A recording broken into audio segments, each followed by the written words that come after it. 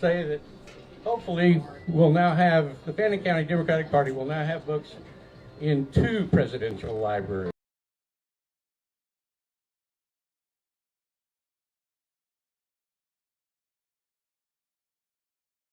Eventually.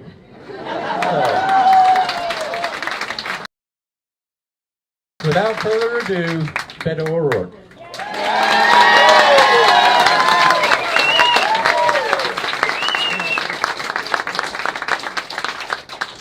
Bonham, how's everybody doing? Good to be with you. It's a beautiful day out there. It really is. So I started nice and early in El Paso, Texas yesterday. I wake up every morning and I try to get a run in. One, to just physically try to stay fit. I'm in my 50th year on this planet. And we've got 3 little kiddos at home, and I want to make sure that I can do my best to keep up with them insofar as my body will allow me. And so I run every morning just to try to stay fit. But the real benefit is a mental and a spiritual one for me. It gets my blood pumping, oxygen flowing through my brain. More seems possible for me over the course of my day if I start with a run. And I'm just reminded of the splendor of this place that we call home here in Texas. For me, it's in the Chihuahuan Desert, in another time zone from you all. We're in the mountain time zone in El Paso. 4,000 foot elevation, so my lungs are really working compared to the folks here in Bonham. No offense, but you guys are closer to sea level. But I had to get up real early, 4 o'clock in the morning, to get my run in because Cynthia on our team was going to pick me up at 6. We're going to go to the airport, fly into Dallas. We had an event last night in Fort Worth, which was just phenomenal. It was outdoors with bands, and these clouds were massing, and we were worried that rain would start breaking and falling down on us, and it held all night. Maybe a sign, I don't know. I was looking for one, and I took it, and great night. Woke up this morning in North Texas and got out there for a run, and there was this nice kind of drizzle or mist, or I don't know what you all call this stuff because I'm from the desert. We're not used to this precipitation in the air. But another beautiful day and another beautiful. $1 million rain. $1 million rain. I like that. Sam Rayburn said that. Did he? Yeah. Well, whatever you call it, it was beautiful, and I woke up grateful, and even more so coming here to be with you here today. I love, as Bill talks about and recommends, the elderberry. Someone yells back, it's medicinal, as though you need an excuse, right? We didn't know when we pulled up and saw these people here, are they here for the campaign, or do we have a bunch of wine drinkers who get together on Wednesday mornings? Whatever the excuse or the reason, we're just glad that we're together. And we're glad that there are good Democrats here. We're glad that there are independents. We're glad that there are Republicans as well. And in fact, as we drove up, there was this wonderful welcoming committee on the road right across the street, led by the Republican county chairwoman, and I mean it, and I promise you I'm not being ironic or trying to be cute here. They were really sweet, and they wished us good morning. I rolled down my window, and I told Cynthia, for a second I thought, should I roll down the window? Are we going to get into some kind of a nasty engagement? Are they going to videotape me and try to get me to say something dumb? And it's totally possible that I would. And so I just keep the window up and ignore them. But I rolled the window down, and I said, hey, good morning to you all as well. And then I walked over afterwards, shook hands, we had a civil conversation. There were some things that we certainly disagree on, and they reminded me of those. And I said, hey, I hear you, and I'm listening to you, and I understand that you see this. I see it a little bit differently. But the genius of this place, Texas, the United States of America, is that we can have this conversation, and we can do so peacefully and civilly and disagree and ultimately decide the outcome of this thing at the ballot box. That's really special.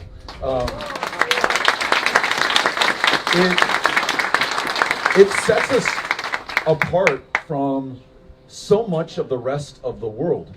Try as they might in some places, and sometimes we try to impose this upon them, bringing people together to freely and fairly decide those who will represent their interests in positions of public trust, on the city council, on the commissioner's court, in Congress, like Sam Rayburn did for this community, in the White House, in the governor's mansion. That's something unique and extraordinary to America, and it also sets us apart from just about the whole of human history. I mean, you got to go back 2,500 years to ancient Greece to find another time over the course of human affairs that people came together and said, look, it's not going to be might makes right. It's not going to be awarded to the strongest or those who through military force can compel others to do their will or answer to their bidding. It's going to be our ability to reason with one another, have conversations like the one that we're going to have today here in Fannin County, and decide together where the common ground exists and where we're willing to find consensus. And I know this is a four-letter word in American politics today, but even compromise to make sure that we can move forward and never allow the perfect to become the enemy of the good. And listen, I say all of that because I recognize how incredibly fortunate and lucky I am to be doing this, to be the Democratic Party's nominee in this state for this position of public trust. And I do not take it lightly, nor do I take this campaign, this election, and this race lightly. It's not about the TV ads. It's not about the money that we raise, although we need it to reach the voters who will decide the outcome of this thing. It is ultimately about people and conversations like the one that we're about to have here today. I come here to introduce myself to those of you who I've not met before, to share with you my vision for what I think we can do together for the state of Texas. But I've also come to listen and to learn and to understand your point of view and your perspective, even if, and maybe especially if, and someone introduced themselves to me earlier today, said, I'm not going to vote for you, but I want to come out and hear what you have to say. Even if you disagree with me, I want to make sure that we have a chance to hear one another. Because again, what we have is special, and we ignore it or lose it at our peril. Very much on my mind right now, as this country, and nowhere more so than in Texas, faces the greatest threat to American democracy, at least in our lifetime, at least in living memory. You might have to go back to another century altogether to find a threat this existential right now, where our ability to freely and fairly decide the future and the course of America, of Texas, of Fannin County, is under this kind of threat. I'll give you just one example that for me is the case in point. You may have read this story. In Texas, one of our fellow Texans just in February, as he was trying to vote in the primary election, and I don't know if he was voting in the Republican primary or the Democratic primary, no me importa, does not matter. This guy, 95 years old, served this country in World War II. Literally in 44, he may be one of those men who landed on Normandy willing to give his life to fight fascism half a world away, to defend democracy here at home. And as you all know, every one of you who has served in the armed forces of the United States, he swore an oath not to a man, not to a political party, not even to the office of the presidency, but to the Constitution, to our form of government, to this great democracy, what Abraham Lincoln called the last best hope of earth. And this guy, in this state, in this country, was denied the ability to vote not once, but 3 times. As you know, our state legislature and our governor signed into law a proposal that requires you to match the form of ID that you want to use when you vote by mail with the form of ID that you originally used to register with, even if you originally registered 70 years ago, as did this man. Now, one can be forgiven if they were not to remember the form of ID they used last year, much less 70 years ago. And this guy couldn't remember. And so 3 times denied the ability to vote. 12% of the ballots cast in the state of Texas were rejected. Republicans, independents, Democrats alike. This is not theoretical. This is not academic. This is not rhetoric coming from Democrats or Republicans. This is our reality today. And let's be clear, no one is riding to our rescue. It will not be the Supreme Court who intervenes in this attack on our democracy. It will not be the Department of Justice, although I could make the argument to the DOJ that given the Voting Rights Act of '65 signed into law by our fellow Texan LBJ, there is a case right now that the voting rights of our fellow Americans are under attack here in the state of Texas. But don't hold your breath. There is no cavalry riding to the rescue here for us in this year. This one is on every single one of us. We've got to reach out to our fellow Texans, to our neighbors, to our friends, to our family members, to our parents, to our kids, to our brothers and sisters, and make sure that we bring them in right now at this defining moment of truth. I cannot think of a time where more has been on the line, where the stakes were any greater than they are today, right now in the state of Texas. You know, on a positive note, the things that we can do together, not Democrats again, and not Republicans, but Texans, things that I've heard from you and your neighbors across this state as I've traveled this state, like the kinds of jobs that we want to be able to work in the state of Texas. More importantly, the kinds of jobs we want our kids and grandkids to work in the state of Texas. Yes, jobs that pay a living wage, and there are more people working under a living wage in Texas than any other state, working 2 jobs, 3 jobs, on public assistance, sleeping on the streets or in shelters, not able to get by. That's important. But also, and I'm the dad of a 15, a 13, and 11-year-old, so this is on my mind, I don't aspire to a living wage. I don't aspire to a higher minimum wage. We need to take care of those things, but that doesn't fire your blood. That doesn't get you moving. That doesn't make you proud. What I think about for my kids is, what is that job that's going to give them meaning and purpose and function in their lives? Hey, Dad, just calling you, just finished another great day here. I am rocking it right now. You know, wherever she's working, whatever she's doing, I want her to know that but for her effort and contribution, that organization, that business, that school, that performance group, whatever it is, would not be as good. We all want that for one another. And I want Texas to be the epicenter of those kinds of jobs that give our young people that purpose and meaning that is missing from the lives of so many who, if we're going to be honest with ourselves, and we look at the diseases of despair that we see in our nation and in this state and in our communities right now, is plaguing our fellow Texans. And again, it's up to us to decide how we're going to resolve that. I want to make sure that we give every single person that opportunity.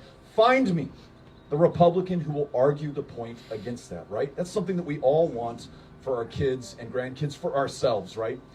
Point number 2, the only way that that's going to be possible is by receiving a world-class education.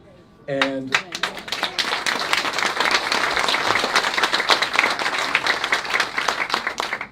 you can, and I can, still remember and refer to the teachers and educators who broke through for us and changed our lives forever after. For me, 6th grade, Mesita Elementary, El Paso, Texas, Mrs. Strummer, who insisted on calling me Robert.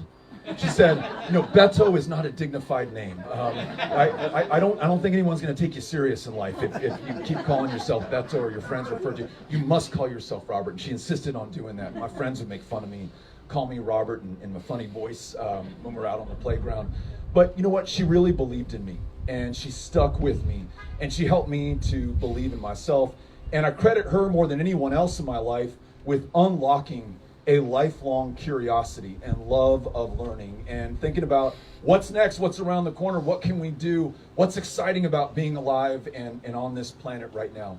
There are so many Mrs. Strummers in this community, probably with us right now in this audience, people who are literally making the difference in the lives of those kids who are in front of them, or those librarians who welcome them in to check out a book, or the speech language pathologist, or the counselor, or the folks who make public education possible.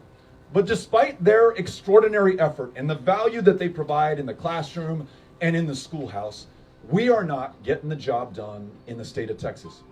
You look at this state against any peer state against which we could compare ourselves. California, Florida, North Carolina, Virginia, Illinois, New York, they are all ascending as we are sliding. I'll give you an example. 7 out of 10 fourth graders in the average Texas classroom cannot read at grade level. And unfortunately, it's a pretty damn good predictor of their ability to graduate from high school, to get any post-secondary education, to earn a living wage when they're competing for the jobs that we're creating here in the state of Texas.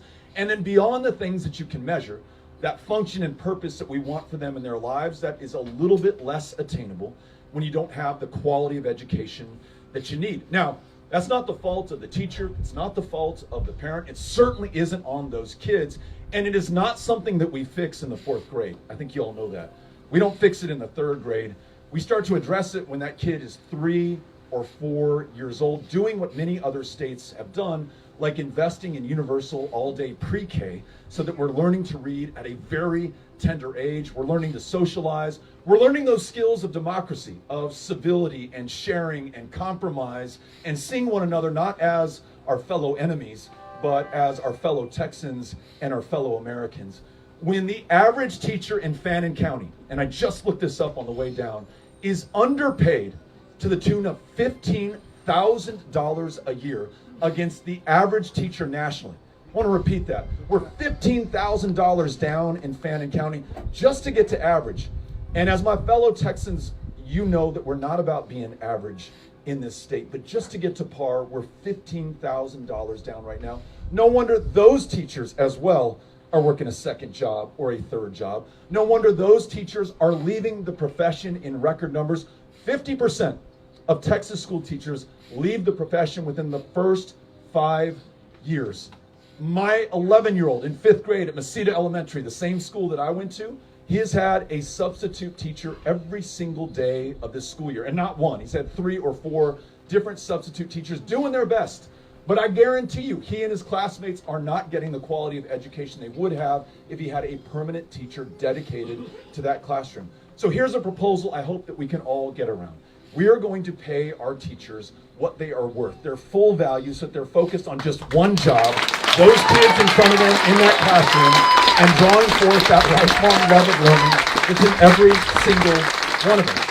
We're going to listen to them as the professionals that they are when they give us advice on how to improve the quality of that classroom, like canceling the STAR test, which in no way improves our ability to deliver education for those kids.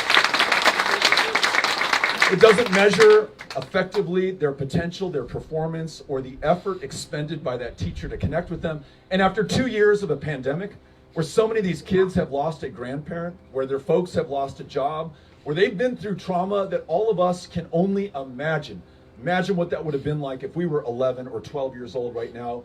Those teachers are a lifeline, and I want to make sure that we keep them in the classroom and that we spare no expense to do so. Third idea that I think can bring us together on the positive is expanding Medicaid in the state of Texas. We are the least insured state in the country right now. And listen, even if you do or don't know all the particulars of Medicaid expansion, or if saying that we're the least insured state in the country is an abstraction, the way to bring that home is to listen to our fellow Texans who tell us what it's like to have diabetes or glaucoma and not be able to see a doctor, or fill a prescription for the insulin that they need that keeps them alive, that was invented more than 100 years ago and costs almost nothing to produce, but will cost them out of pocket $600, $800, $1,200 a month just to stay alive.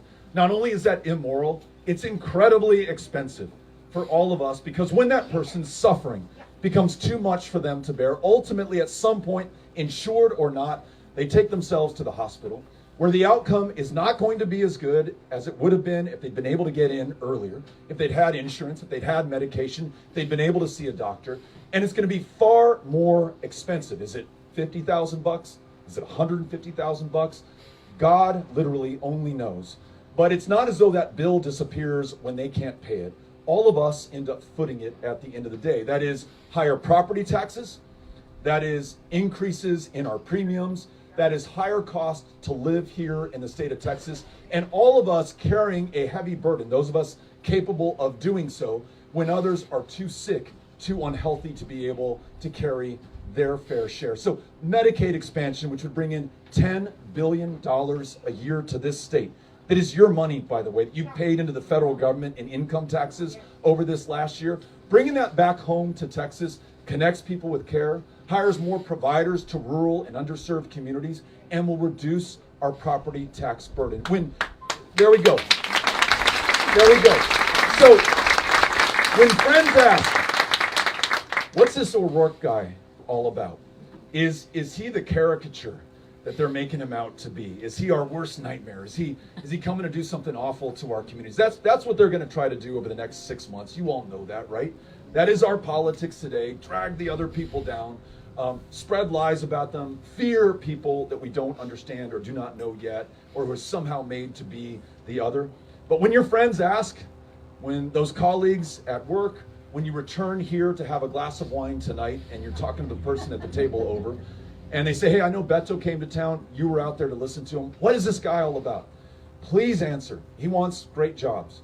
He wants world-class schools, and he wants to make sure everybody can see a doctor. I think at a time that we have a governor who is trying to drive us ever further apart, exacerbating every division and difference that exists in the state of Texas, pitting us against one another on every culture war issue that you can name. Amen. That ability to find the unifying purpose in who we are as Texans, the things that we can do together. We will not agree on everything, but I bet you we can all agree on great jobs, world-class schools, and the ability to see a doctor. Please tell your neighbors that's what this campaign is about. And if you're a Democrat, an independent, or a Republican, you are welcome to be part of this campaign. In fact, we need you to win, and we need you to get Texas on the right track. How does that land with you all? All right. I think we're on the same page there. Last thing that I want to say before we turn the microphone over, you may also be asked, but why should we change course? Why do we fire the guy who's in there right now? And let's not assume anything about anyone and what they know or don't know or how they might feel about a given issue. Look, in 2018, when we were together and I was running against Ted Cruz, when the issue would come up, I'd say, you know what? You've already formed your opinion of the guy. There's precious little that I can add to that, right? You love Ted Cruz or you hate Ted Cruz. There's no in between, right?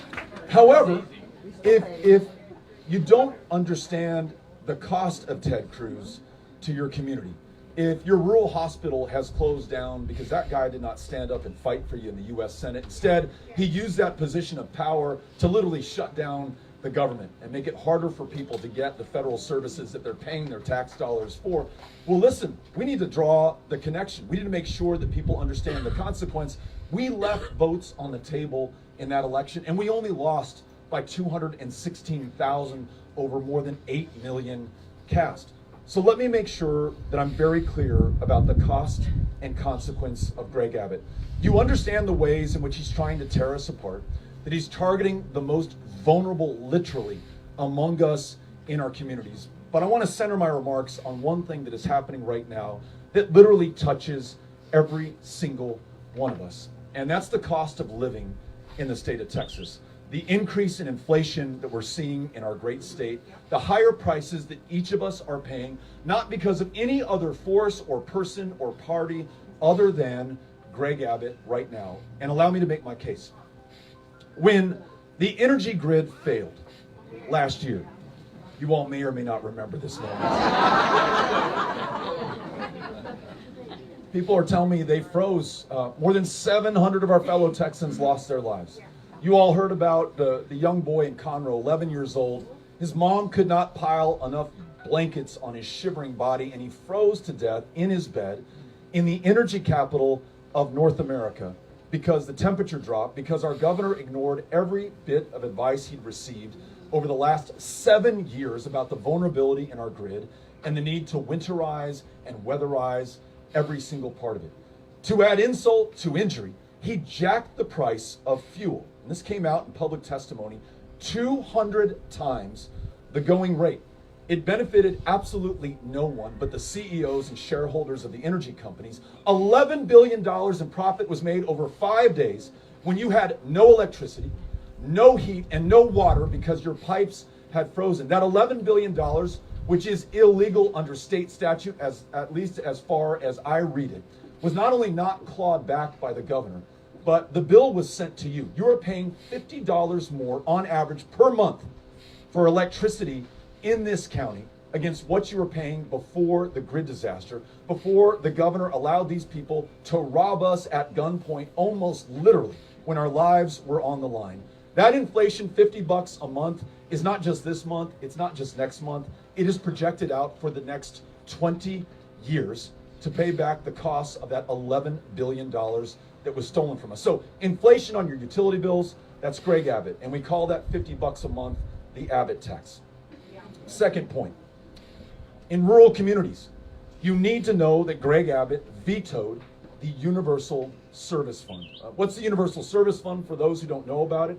This is a Sam Rayburn era, LBJ era idea to subsidize rural telephone bills because it's expensive to string out the cable and the lines to farms, to ranches, to people who don't live in big cities. It's the same idea behind the Rural Electrification Administration in 1936 that wired communities for light and electricity so those first graders could read here in this community just like the first graders in Dallas or Tokyo or London or New York City. Well, Greg Abbott vetoed the Universal Service Fund this year, which means that telephone bills and now internet bills in rural Texas are going up anywhere from $25 to $100 per customer. Not just this month, every single month. Don't look to the president. Don't even look to Putin. Don't look to any other force. That was Greg Abbott's decision by his veto. Telephone and internet bills going up in Texas. Here's the third one. In the 7 years that this guy has been our governor, our property taxes cumulatively in the state of Texas have gone up $20 billion. $20 billion that you and I as homeowners, as renters, as property owners, as small business men and women are now paying because we've been unable to figure out how the state pays its real share of our costs in this state. It means that those school teachers are depending on the property tax base here in Fannin County instead of looking to the coffers in the 9th largest economy on planet Earth right now. That inflation in your property taxes, which is pushing some people out of their own homes, it's Greg Abbott. He's been governor for every one of those 7 years that those $20 billion have increased. Last one on inflation. And this is one that is near and dear to my heart because this occurred on the U.S.-Mexico border. And as you all know, I'm from El Paso, one of the defining border communities in the state of Texas. To score a political point against the Biden administration, our governor shut down commercial traffic coming into this country from Mexico. Now, why does that matter to us? We are a trading state. Our largest trading partner is the country of Mexico. The things that we make in the state of Texas very often require inputs from that country that are manufactured and fabricated there and brought across our ports of entry. 2/3 of the produce, the fresh fruits and vegetables that we depend on to be healthy, come from the country of Mexico and cross over those ports of entry. Greg Abbott last week and the week before set up a blockade on our border. For what reason, I do not know. It didn't do anything to apprehend undocumented immigrants. It didn't stop a single ounce of fentanyl from coming into this country. It did nothing to address the very real challenge of human trafficking that is at the U.S.-Mexico border and which we must do something about. But you know what it did do? It earned this guy 3.5 minutes on Tucker Carlson on Fox News. So you know, maybe he gets the pole position in the 2024 Republican presidential primary. But for you and I, it costs the Texas economy $470 million a day.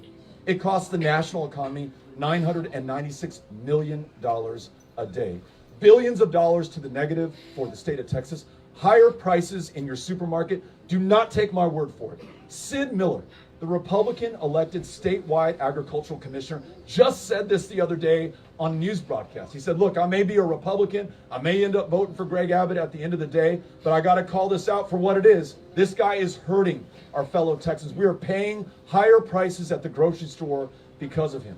So when you hear about inflation, when you talk about inflation, when you're sharing with your neighbors what we could do better, please remember those 4 points about how Greg Abbott is hurting the economy of Texas, is hurting our growth, is killing jobs and businesses, and making it more expensive to be in this state. All right, last thing that I say. You've heard my case for, you've heard my case against. Now here's my case for how we're going to do something about it. We need to win this election if we're going to be able to do those positive things, if we're going to be able to confront the negative before us. But that is going to take every single one of us. It will not be the party. It will not be the candidate. It is going to be the people. There's a short code that you all see here, it is text Texas to 20377. If you do that, if you text Texas to 20377, we'll sign you up literally on the spot to knock on doors and to make phone calls and to reach out to your fellow Texans and bring them in. It's the only way that this is going to happen, okay? So eyes wide open going into this thing. We can win. It is within our grasp, but it has to be done by the people who are here today. There's no amount of money that we could raise. There's no silver bullet that we could fire. It is all of us doing this together. In 2018, when we were running together statewide, I had Cynthia look this up. We won 2,107 votes in Fannin County. In 2020, there were 6,757 people in this county who were eligible to vote but did not cast a ballot. So again, we only got 2,100 votes. There were more than 6,700 people who did not cast a ballot who were eligible to do so. And just since the 2020 election, there are nearly 1,600 people who have just registered to vote. They are new citizens. They are young people who just aged on to the rolls. There are folks who've been sitting out election after election, but they're fired up right now and they want to do something about it. I need your help to reach more than 8,000 new voters who have not participated in past elections. That more than makes up for our margin of defeat in Fannin County in 2018. And cumulatively, when you add this county to county, we more than make up for that margin of loss in 2018, and we begin to produce the margin of victory that we need to win. But I need you to do this. My request of you, beyond signing up at 20377 by texting Texas to that number, is to think about whether or not you're willing to host volunteers for a canvass where they're going to come meet you at the park across your street or at the nearest wine bar to your house. And you all have a glass of wine, and then you go forth and knock on the doors of the people of Fannin County and bring them into this campaign.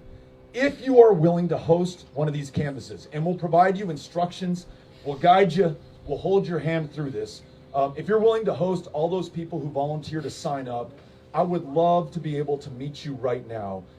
And sorry to put you on the spot and no pressure, but please raise your hand. Rocio, who's on our team right here, we have a host in the back, we have a host right here in the middle, we have 3 hosts, we have 4, we have 5, we have 6. Cynthia, I need more volunteers. Please keep your hands up. Can I get some more volunteers here? More volunteers. If you all could keep your hands up. Anywhere you see a hand up, please sign them up. I want to thank the hosts who are willing to have these volunteers come meet them and lead these canvases. Can we have a round of applause for everybody who's willing to do this hard work? Thank you all so much. And Title 42.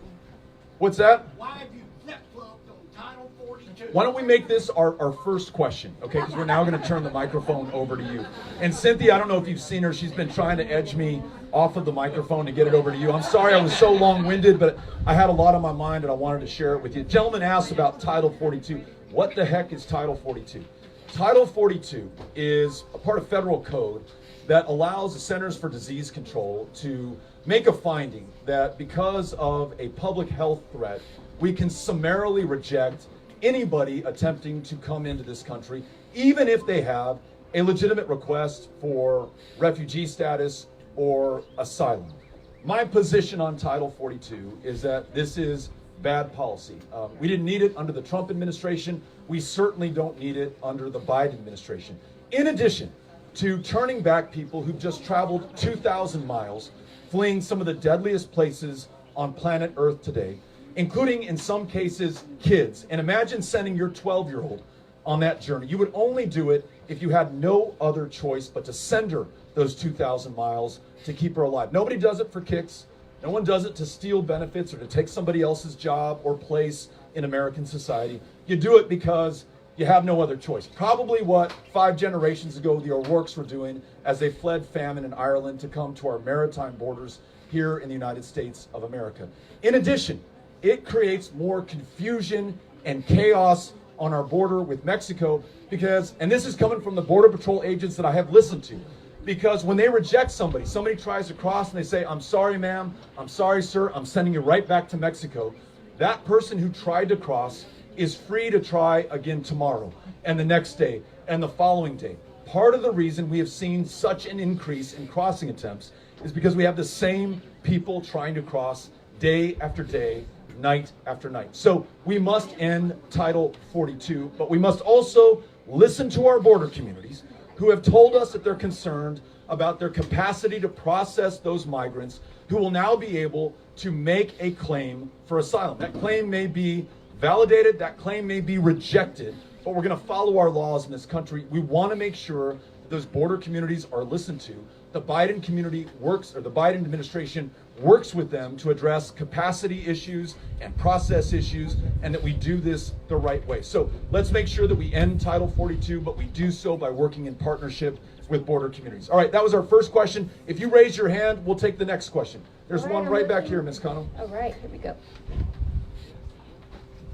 Together, my wife Judy and I have 37 years of experience as court-appointed special advocates working with abused and neglected children. It's a complicated problem, but you can make a simple solution. 3 things that need to be done. Lower the caseload, lower the caseload, lower the caseload. It should be around 15. It is about 35 per person. Wow. I've had social workers who were so dedicated they had their own children that would do a home visit with me on 2 o'clock on a Sunday afternoon right after church. It's not that complicated, and that will help eliminate some of the turnover. So that is a very simple proposition. Additionally, you need to come up with more support for foster parents. The system they go through is Byzantine. So those are my 2 suggestions. Thank you for being here. Thank you for the comment, and thank you for the work that you and your wife do. I cannot think of anything more important. And you're a great example for the rest of us. We were at a meeting like this in Abilene, and at the end of it, a young lady came up to us, and she's a CPS caseworker. And through tears, she's telling me, Beto, I don't know that I can take this anymore. The load, the stress, the pressure that I feel, the trauma that these kids are going through, that in some ways I feel like we are exacerbating because of our failure to fund the solutions. I cannot sleep at night, but I also cannot quit, because if I quit, I'm quitting on these kids. Please promise me, Beto, that you're going to do something about it. There are 30,000 children in the foster care system in the state of Texas right now. For the last 6 years, our governor has been told that we are in crisis. 6 years ago, Judge Jack said that the kids who go into foster care emerge more damaged than when they entered. Over the years, she has cited examples of kids sleeping under the desks, on the tables, and in the hallways of CPS offices. We just recently had findings that 100 children in the foster care system in the state of Texas died last year. 100 kids in the custody and care of this great state. Hundreds more were trafficked. I know it's a hard thing for us to think about and to hear, but if we do not name it, we don't confront it, we will not change it. They were trafficked. Their bodies, 11 years old, 12 years old, rented and sold to other people in this state under state supervision and care. That same judge, 6 years after her original finding, told Greg Abbott, this situation has gone from bad to worse. But does he focus on that? No, here's what he focuses on. If you have a transgender child, he is coming after you for child abuse, and he promises to prosecute you and pursue you until he takes that child from your home, and under our state laws, every other child in your home. And listen, I've met so many of these kids. I've met so many of their parents. There are families that are no more loving that I have found under the sun than those families trying to negotiate one of the most difficult things that as a parent I can imagine. And the last thing that we want to do to that kid, and the last thing that we want to do to their family, is to tear them apart. That's exactly what the governor is doing right now. So we have a chance to stop this bad stuff. We have a chance to fund the caseworkers that we need, the social workers that we need, and to ensure that there's real accountability and oversight in child protective services in the state of Texas going forward. Thanks for the question. Appreciate it. To your right, over here to your right. Thank you. Thank you. Governor-elect. Thank you.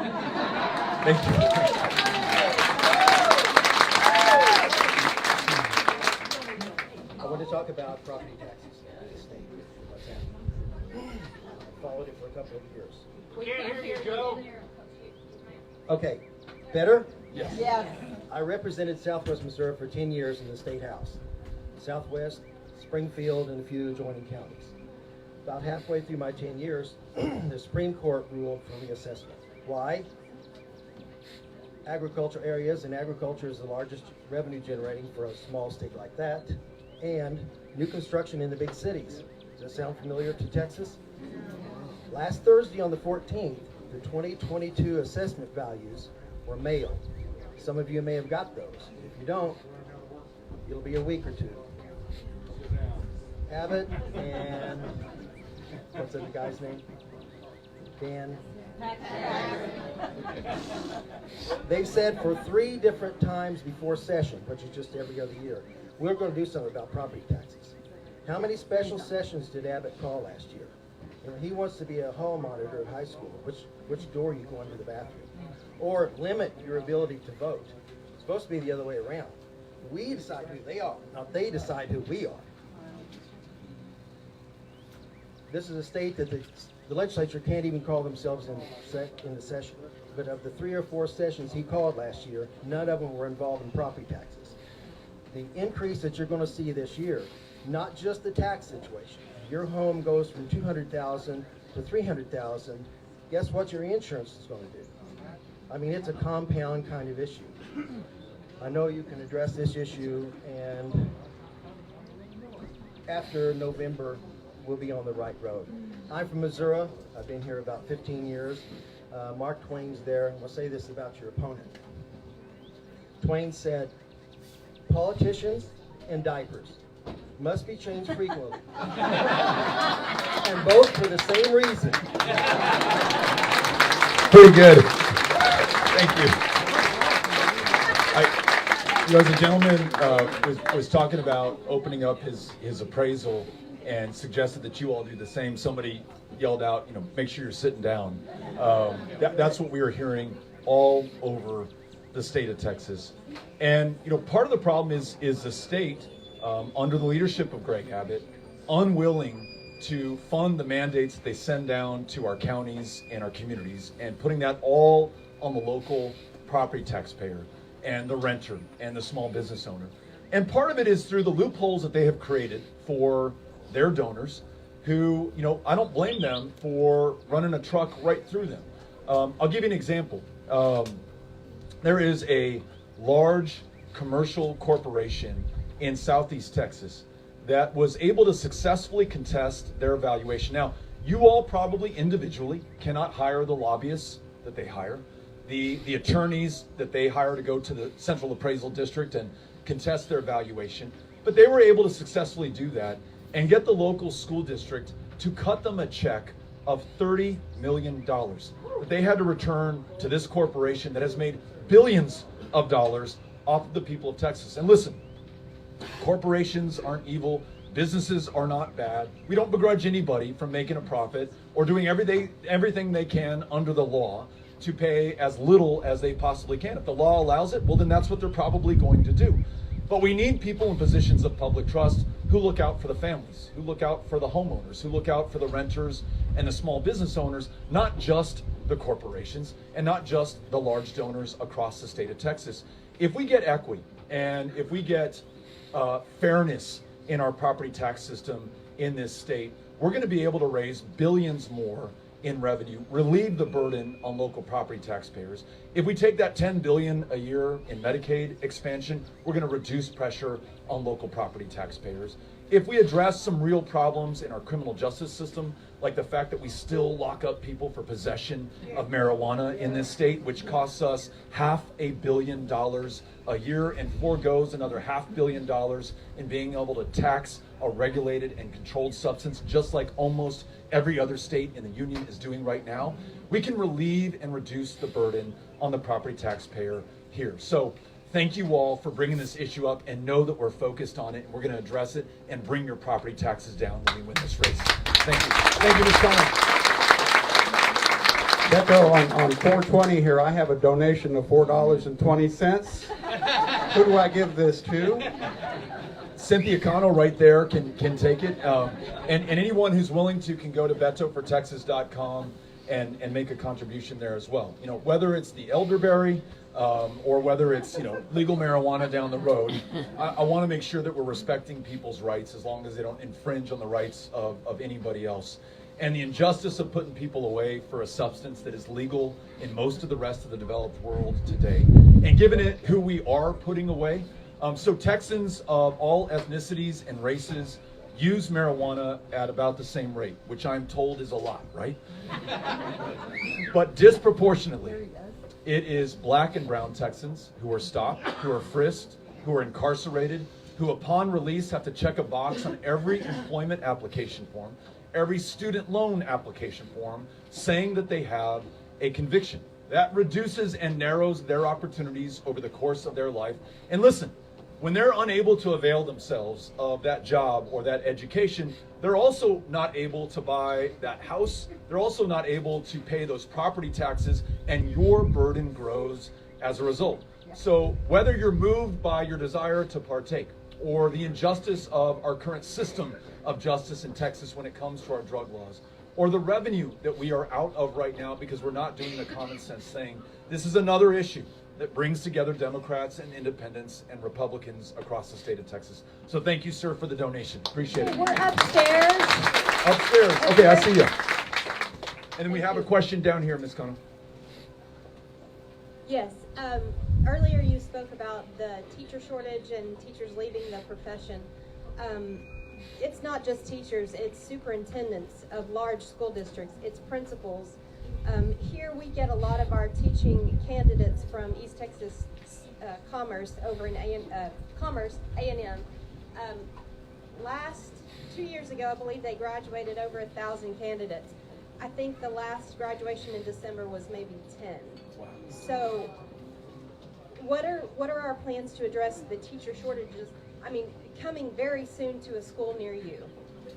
Thank you for saying that. And point taken. It is the classroom teacher, but it's everyone involved in education, from the superintendent to the principal to the school bus driver to the cafeteria worker. All of them make possible something that, again, is unique to America and absolutely fundamental to our democracy, as well as our ability to read, write, and add up, right? To be competitive for these jobs that we're creating. I mentioned how quickly we are losing people in public education. The question is, what do we do about it?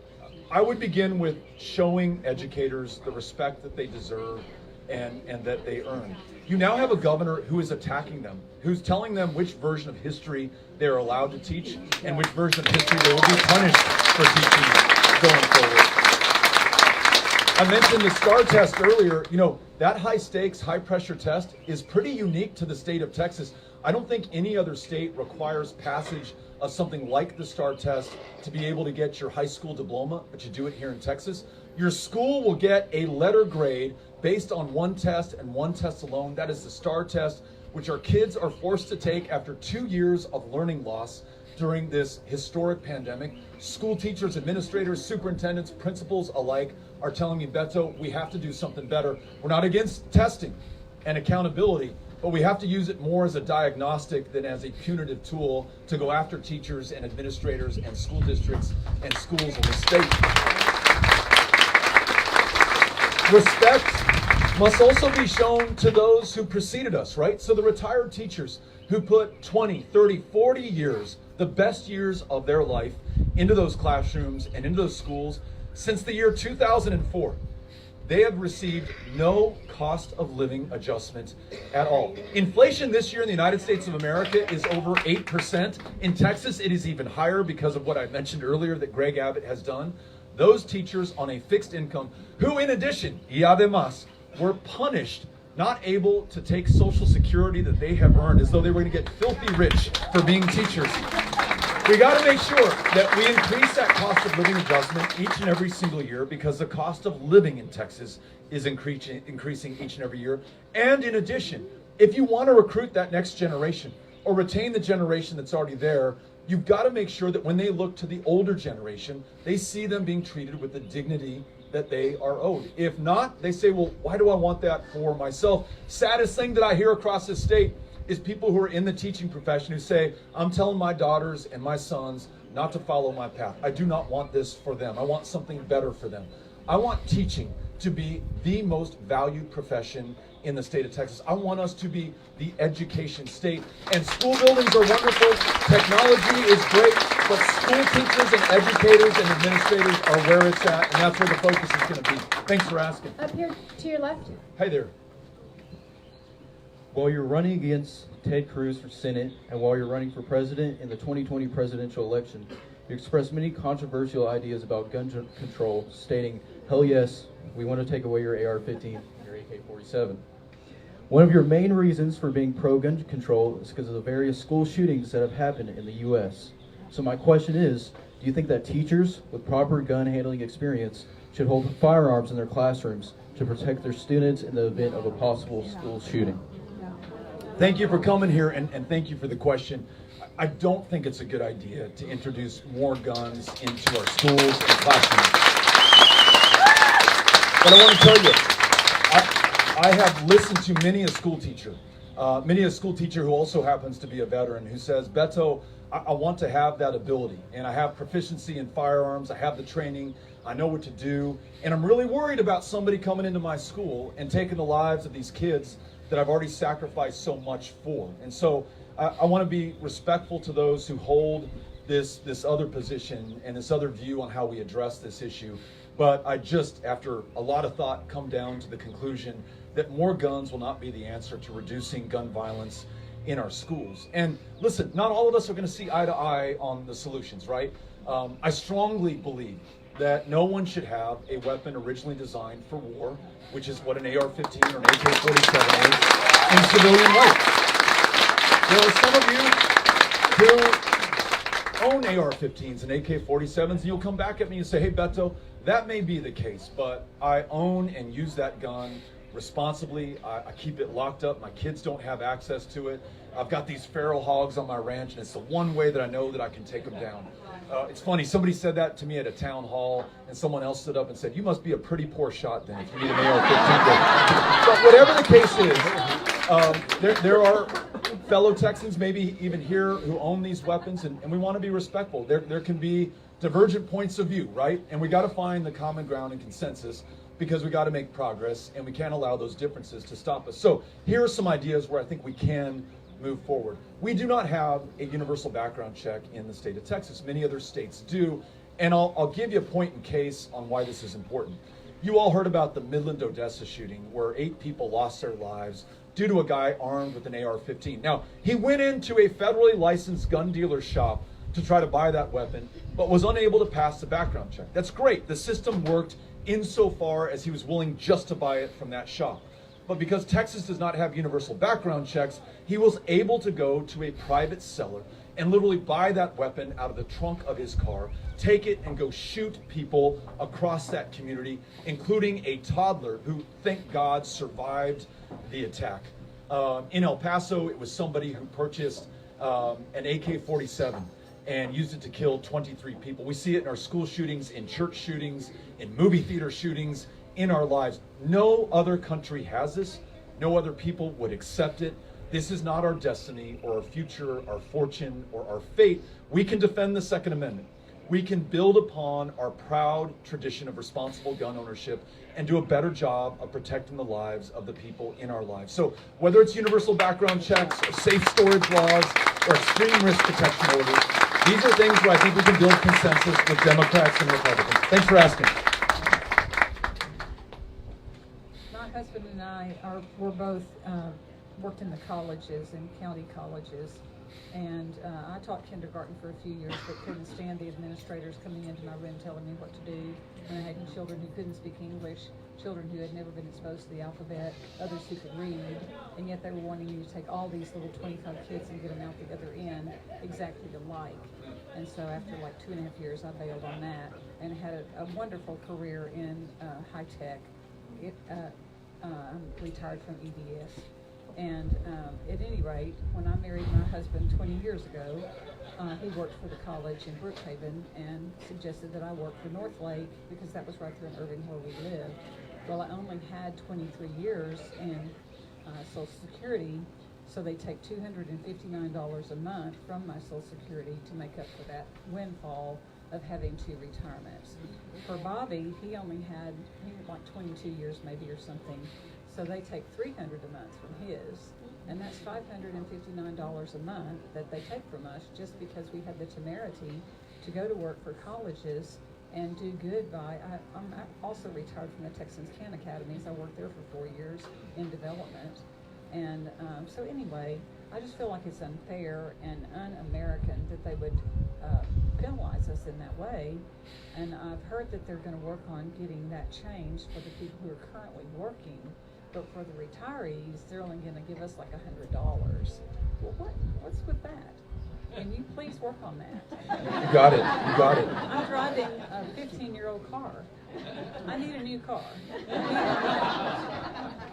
You know, part of the reason we have these town hall meetings is to build up a healthy dose of fear in me. Because I know if I face you as governor and I have not fixed this, that we're going to have problems. So you've dedicated a good part of your life to public service, as has any educator. You know, those nurses that we were so grateful for at the beginning of the pandemic, they're burned out right now. They're stressed. They're seeing their colleagues who become travel nurses making 2 or 3 times what they're making. They went from a 1 to 3 patient ratio to 1 to 6 to 1 to 7 to 1 to 8. They're going to leave as well. Police officers, sheriff's deputies who don't have the resources that they need to effectively do their job and find themselves very often forced to address issues that are not criminal justice in nature: homelessness, mental health challenges, challenges that we have in our homes and with our families. Veterans who put their lives on the line for this country. I was just reading something, you can confirm it if it's true, that the VA is thinking about relocating a clinic here into Dallas. And why make people drive an additional hour, hour and a half, 2 hours to get the care that they were promised when they were first drafted or when they first enlisted? So any of these careers of public service, those who worked them and devoted their lives to them should not be punished, which is what you're effectively saying, and I agree with, for their willingness to do what so few other Americans do. On veterans, fewer than 1% of our fellow Americans have stepped up since 9/11 to put their lives on the line for this country.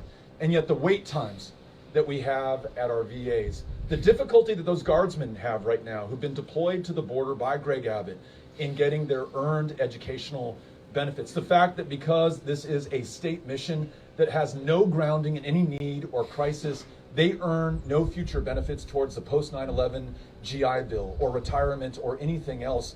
Look what we're doing to literally the best among us right now. When we're more focused on our differences and causing fear and freaking people out about transgender kids or immigrants coming to get us or whatever the boogeyman of the day is, we leave behind those who are providing these essential public services to our state. So whether you are an educator, whether you are a cop, whether you're a veteran, whether you're a nurse, I want you to know you are a priority for me because you are a priority for the people of Texas. And I'm going to make sure that we deliver, because next time we see each other after this election, I want to make sure that we're friends. Okay, so thank you for being here. Appreciate it. This is going to be our last question, but we're going to stay down over here in this flat area if you guys want to stay and say hi afterwards and take a picture. Thank you. Back to education. Yes, ma'am. My husband and I are retired educators, and both of our daughters followed in our footsteps. One of them texted me this morning to ask me to ask you about education, and you've talked a lot about it. But our question right now is, how would you confront this attack on curriculum and book banning that's going on? It's just insane.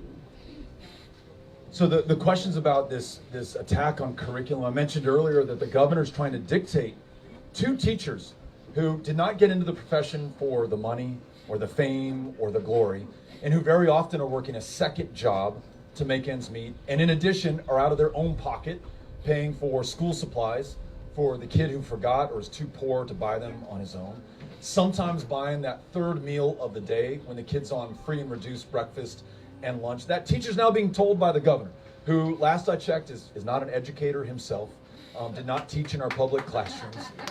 That person's trying to tell her or him what they can or cannot teach. And there's a real punishment involved if they cross him. Now, that challenge that was highlighted about keeping teachers in the classroom, 50%, remember, leave the profession in the first 5 years, only exacerbated when we treat them with this disrespect. But there's something else that is hard for us to talk about, but I think that we have to confront. You know, one of the members of the welcoming committee, as we drove in, when I went up to say hello and I asked her what's on her mind, she said, "What are you going to do about this CRT?" I don't know if you all have heard that phrase before. I, before last year, had never in my life, in my 49 years on planet Earth, heard the phrase CRT, or what it stands for, critical race theory. I have since learned that it is a course that is taught in some law schools and some graduate programs, but is not taught in a single elementary, middle, or high school in the state of Texas, bar none, as far as I can find, and I'm reading as much as I can get my hands on about this. But at the same time, we have this history in the state of Texas that find another state that can even begin to compare. Obviously, we have the Alamo and the War of Independence, but we also have others who for far too long have remained in the shadows, completely unknown to the school children of the state of Texas, who, by the way, would benefit from learning their stories as well, because ultimately all of our stories blend together here in Texas. I'll just give you one that is under attack and on the chopping block in Greg Abbott's Texas. So, as you all may or may not know, in 1923, so not too long ago, not even 100 years ago, the state legislature decided that if you were black and you lived in the state of Texas, you could not vote. Literally, they said the quiet part out loud and wrote it down in black and white. That was the law of the land that stayed on the books, for those of you who haven't heard this, till 1944. So while black men were giving their lives to this country to defend this democracy, by state statute, they were unable to participate in the elections for those who would decide their future or the future of their community. That law was ultimately brought down by our fellow Texans, including somebody who lived in El Paso, Dr. Lawrence Nixon, African-American physician, born in Marshall, Texas, comes to the opposite end of the state, founds the first branch of the NAACP in the state of Texas. With the NAACP, contests the all-white primary in Texas, wins 2 signal Supreme Court victories that ultimately bring that down in 44 and pave the way for the first Texas governor, LBJ, to sign into law the 1965 Voting Rights Act. Listen, I never heard that story in any one of the grades of public education in El Paso. If Lawrence Nixon was strong enough to wage that fight, our kids are strong enough to learn his story, and I want to make sure that they do. So if these teachers want to teach the story of Lawrence Nixon, let them do that. And as governor, I'll make sure that they can. Thank you for asking. Appreciate it. Estola? Thank you all so much for coming out. Bill, thanks for organizing. And thank you to our hosts for having us out. Everybody buy a bottle of wine if you can on your way out. Gracias, everybody. Thank you so much.